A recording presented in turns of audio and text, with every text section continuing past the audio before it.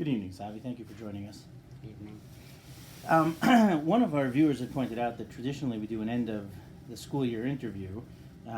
Because of the way the end of the school year ended last year, it just didn't occur to me, to be honest. You actually had the flu the week before the school system shut down for COVID, so you actually left school a week earlier. What was the end of your freshman year like? It was so hectic since we all knew that. It was still hectic since we all knew that school was gonna close at some point soon. We didn't know for how long, if it would be for the rest of the year or what. Which it obviously was, but. And how do you think that the schools and your teachers did in this emergency shutdown? Sort of an unprecedented situation. How did they do in trying to finish out the school year online? Considering the situation, I think most of them did fine. Yeah. This, I want to ask a few questions about the summer. This would have been your last summer as a camper at Mosh. It was something that I know you were looking forward to. How do you feel about missing your last summer as a camper? Looking back on it, I have mixed feelings. On the one hand, I miss my last summer, but on the other hand, I spent a large chunk of the summer spending time playing games and whatnot with my school friends who I'll be able to see for another year, 2, 3 years. So, it has its pros and cons. What kind of games did you spend the time playing with them? Video games, the type you can social distance with. Video games, the types you can social distance with.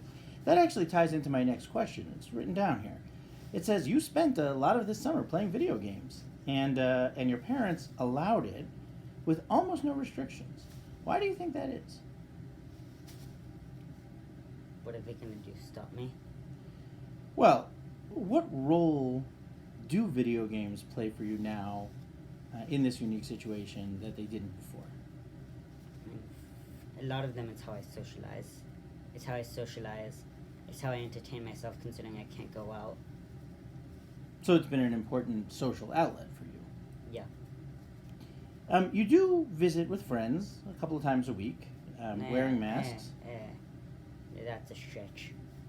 You do visit with friends occasionally, Yes. wearing masks, practicing social distancing. Do you think it's going to be hard at some future point to not social distance or to not wear masks? Like for the rest of your life, are you going to be afraid to stand within 6 feet of people because of droplets? Like, do you think you've been permanently traumatized in terms of your social behavior by these experiences? No, I do not think so. Do you find that kind of socializing with the masks and the distancing, is it difficult? I mean, if you want to eat or something, yeah. Depends on also the spaces. I mean, it's impossible to completely social distance if you're in a car with somebody, if you're eating. But other than that, it just means that they don't have to look at my face, and I don't have to look at theirs, so I see it as an absolute win. I see. School's starting tomorrow. The start of 10th grade. This is obviously probably not how anybody envisioned it. And the reality is that between the second semester last year and the first semester this year, that's one academic year between the two, and then that's 25% of your high school career is going to be online because of the situation. How do you feel about school starting online? I mean, it sucks. Obviously, I would have liked to have gone back to school, studied tech and whatnot, but I mean, it is what it is. I'd rather not risk my life just to go back to school. I mean, I'm not surprised this is how they did it either, considering the situation. Well, with now that your teachers and schools have had the summer to think about it, do you expect the online semester to go better than the emergency shutdown term did? What do you consider better? You The tell me. emergency shutdown was easy enough that I was able to get straight A's. So I'm gonna have to say, in that case, no. In terms of actual learning, probably yes. Did you do any actual learning at the end of last term? Depends on the class.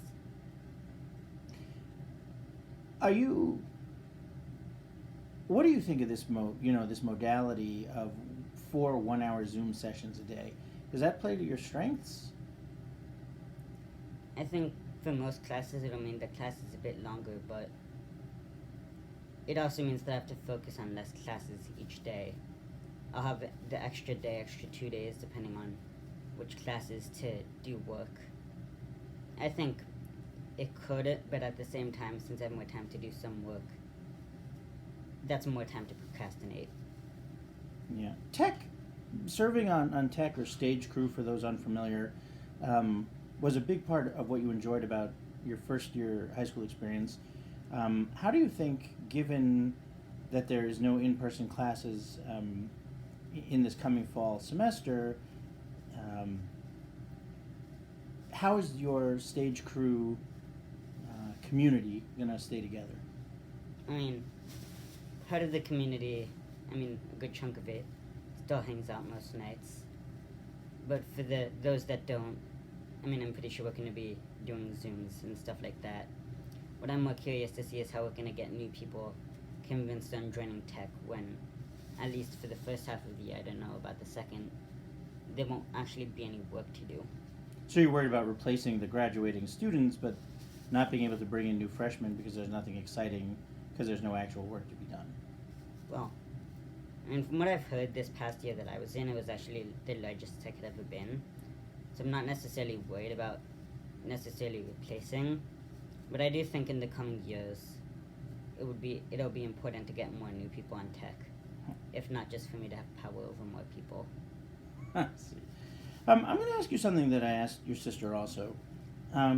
This pandemic, it's something that very few people currently alive have any experience with. Your oldest living grandfather, Joel Saba, he's 80 years old. In his entire lifetime, schools have never been shut down. The economy was not shut down in this way.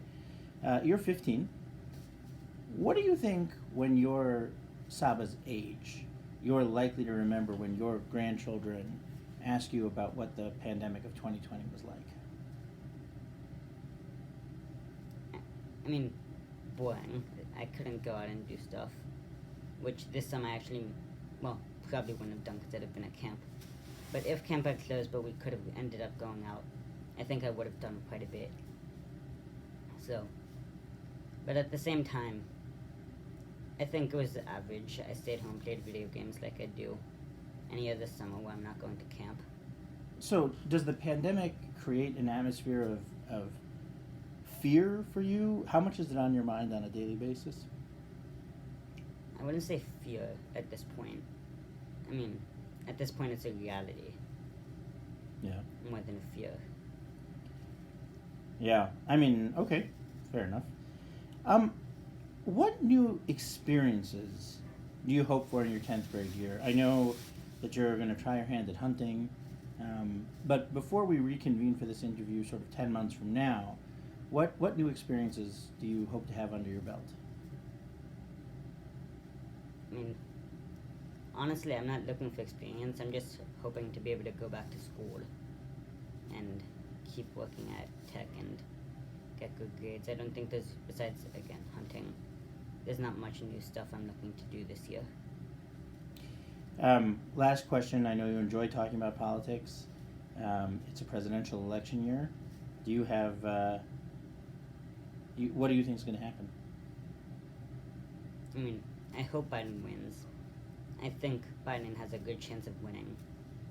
I think if he does win, Trump is gonna throw a temper tantrum like a second grader when they don't win a tag on PE.